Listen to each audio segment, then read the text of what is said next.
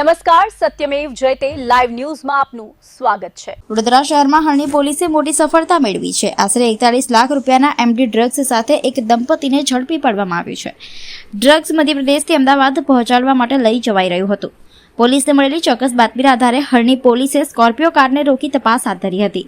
તપાસ દરમિયાન મધ્યપ્રદેશના મંદસૌર જિલ્લાના સીતામઉ ગામના અય્યુબ ખાન જમાન ખાન અને તેની પત્ની નાઝમીન પાસેથી મેફેડ્રોનનો મોટો જથ્થો મળી આવ્યો હતો। પોલીસના જણાવ્યા મુજબ આરોપીઓ મધ્યપ્રદેશના જાફર નામના વ્યક્તિ પાસેથી આશરે 7 લાખ રૂપિયામાં ડ્રગ્સ લઈને અમદાવાદના રવિ નામના વ્યક્તિને સપ્લાય કરવા નીકળ્યા હતા। આરોપી નાઝમીને 1 કિલોથી વધુ વજનના ડ્રગ્સના પેકેટ શરીર પર બાંધી રાખ્યા હતા। પોલીસે કુલ 1 કિલો 396 ગ્રામ 710 મિલીગ્રામ મેફેડ્રોન જપ્ત કર્યું છે। ડ્રગ્સનો જથ્થો અને સ્કોર્પિયો કાર સહિત કુલ અંદાજે 57,19,000 રૂપિયાનો મુદ્દામાલ કબજે લેવામાં આવ્યો છે। હરણી પોલીસે બંને આરોપીઓ સામે એનડીપીએસ એક્ટ હેઠળ ગુનો દાખલ કરી વધુ પૂછપરછ માટે રિમાન્ડ મેળવવાની કાર્યવાહી શરૂ કરી છે। પોલીસ હવે ડ્રગ્સ સપ્લાય ચેઇન અને અન્ય સંડોવાયેલા આરોપીઓ સુધી પહોંચવાનો પ્રયાસ કરી રહી છે। વડોદરા શહેર ખાતે માનનીય પોલીસ કમિશનર સાહેબ શ્રી અને માનનીય સંયુક્ત પોલીસ કમિશનર સાહેબ શ્રી સેક્ટર 2 સાહેબનાઓની સૂચના, આગેવાની અને માર્ગદર્શન હેઠળ વડોદરા શહેરમાં જે નશીલા પદાર્થોનો વેપાર કરે છે, નશીલા પદાર્થો લાવવામાં આવે છે અને તેનું વેચાણ કરવામાં આવે છે એવા ઈસમો વિરુદ્ધ સઘન કાર્યવાહી કરવા સાહેબશ્રીના માર્ગદર્શન અને સૂચના હેઠળ ઝોન 4માં કાર્યવાહી કરવામાં આવી રહી હતી, જેની અંદર ઝોન 4 એલસીબીને એક માહિતી મળેલ કે એક ઈસમ મધ્યપ્રદેશથી વડોદરા શહેર ખાતે ડ્રગ્સનો જથ્થો લઈને આવવાના છે, જે બાબતે અત્રેના હરણી પોલીસ સ્ટેશન વિસ્તારમાં વોચ ગોઠવવામાં આવેલી અને જ્યારે આ ઈસમ અને કાર અહીંયાથી પસાર થતી હતી ત્યારે તેમને રોકીને તેમની ઝડપી તપાસ કરવામાં આવેલ, જેમાં અયુબ ખાન મોહમ્મદ જમાન ખાન રહે સુરજાની ગામ, હનુમાન મંદિર પાસે, તાલુકો સીતામઉ, જિલ્લો મંદસૌર, મધ્યપ્રદેશ અને નાઝમીન વાઇફ ઓફ અયુબ ખાન, સુરજાની ગામ, હનુમાન મંદિર પાસે, તાલુકો સીતામઉ, જિલ્લો મંદસૌર, મધ્યપ્રદેશના હસબન્ડ વાઇફ કારમાં હતા અને તેમની પાસેથી મેફેડ્રોન ડ્રગ્સ મળી આવેલું છે। કુલ વજન 1 કિલો 396 ગ્રામ, કિંમત 41,90,130 રૂપિયા। આ ડ્રગ્સ બાબતે તેઓ પાસે કોઈ કાયદેસરના કાગળો કે આધાર પુરાવા ન હોય અને બિલકુલ ગેરકાયદેસર આ ડ્રગ્સ હોય, જે એફએસએલની પ્રાથમિક તપાસણીમાં જાણવા મળેલ, જેથી બંને ઈસમોને ડિટેન કરી અને કાયદેસરની કાર્યવાહી કરવામાં આવેલ છે। તેઓની પાસેથી મોબાઈલ ફોન અને ગુનામાં વપરાયેલ કાર તેમજ મેફેડ્રોનનો જથ્થો વગેરે મળીને કુલ 57,19,630ની કિંમતનો મુદ્દામાલ આ ગુનાના કામે કબજે કરવામાં આવેલ છે। બંને તોહમતદારને અટક કરવામાં આવેલ છે અને હરણી પોલીસ સ્ટેશન ખાતે એનડીપીએસ એક્ટની જોગવાઈઓ અંતર્ગત ગુનો દાખલ કરવામાં આવેલ છે। આ બંને આરોપીઓ ગોલ્ડન ચોકડીથી શહેરની અંદર દાખલ થઈ રહ્યા હતા, તો ગોલ્ડન ચોકડીથી આગળ એરફોર્સવાળો જે રોડ છે એ રોડ ઉપર તેઓને પકડી પાડવામાં આવે।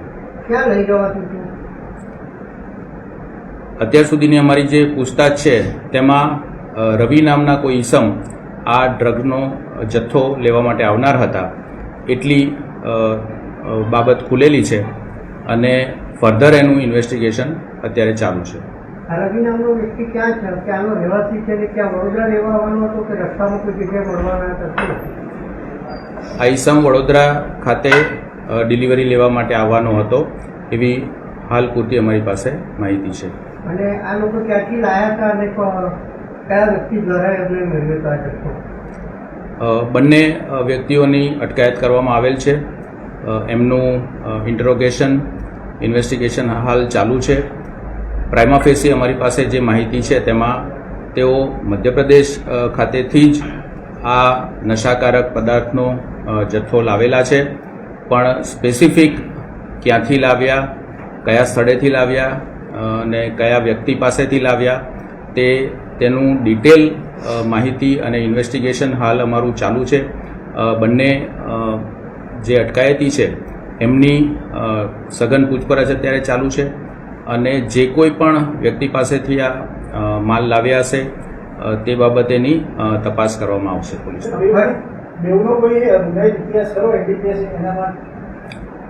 અત્યારે અમારી પાસે જે ઇન્ફોર્મેશન છે તેમાં અગાઉ કોઈ ગુનાહિત ઇતિહાસ અમારા ધ્યાન પર આવેલ નથી.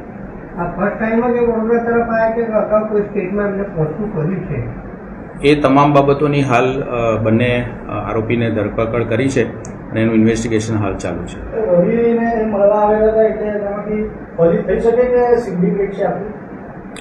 બની શકે, કારણ કે આટલી મોટી અમાઉન્ટ અને આટલો મોટો જથ્થો છે, કમર્શિયલ ક્વોન્ટિટીનો જથ્થો છે, એટલે એમાં એક કરતાં વધારે આરોપી ચોક્કસ રીતે સંકળાયેલા હશે.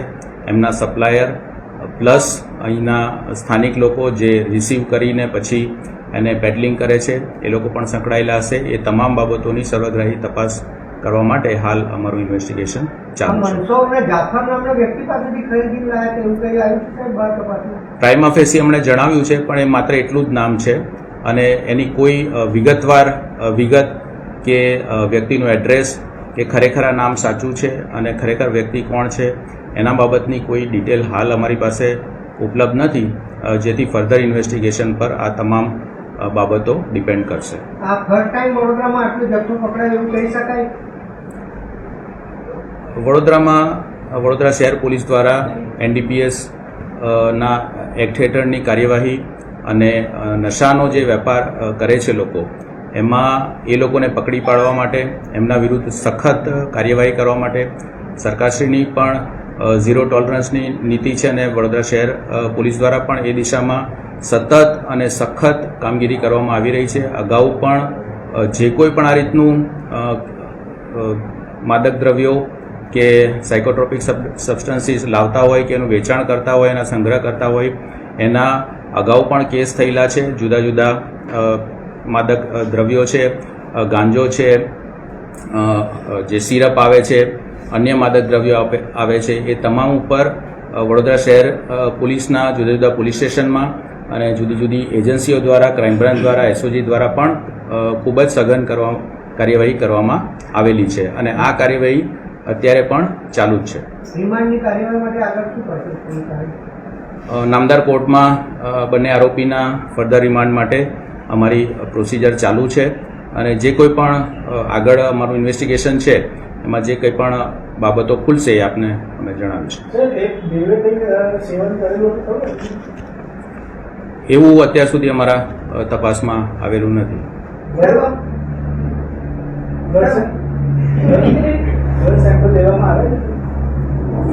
આરોપીની મેડિકલ તપાસણી જે નિયમ મુજબ અમારે કરવાની હોય છે એ પ્રોસિજર પ્રમાણે તમામ મેડિકલ તપાસણી અને ઇન્વેસ્ટિગેશન અમે કરેલું છે.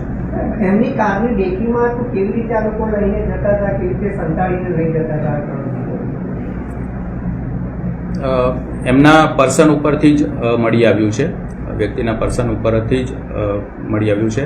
અમારી જે ટીમ હતી એ વોચમાં હતા અને એમના ત્યારબાદ બાતમી આધારે એમનું રોકવામાં આવ્યા અને પંચો રૂબરૂ પંચનામું કરવામાં આવેલું છે અને એમના પર્સન ઉપરથી મળી આવેલું છે.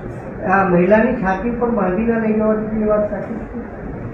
સોરી, મહિલાની છાતી પર બાંધવામાં આવ્યું હતું, આ ડ્રગ્સના પેકેટ બાંધવામાં આવ્યા હતા, લઈ જવાથી વાત? યસ, એમના પર્સન ઉપરથી મળી આવ્યું છે. યસ.